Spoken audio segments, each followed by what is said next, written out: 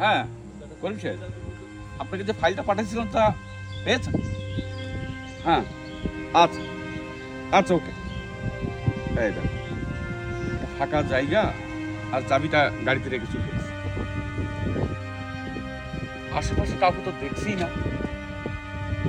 এখন গাড়িটা যদি চুরি হয়ে যায় তাহলে তো লোকটার ক্ষতি হয়ে যাবে।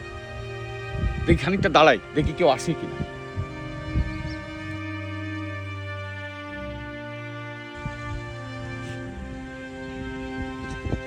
লোকটা কি পাগল নাকি? গাড়িকে এইভাবে রেখে যায়? গেছে তো গেছেই, কোনো খবর নেই। দেখি আর দু এক মিনিট দাঁড়াই।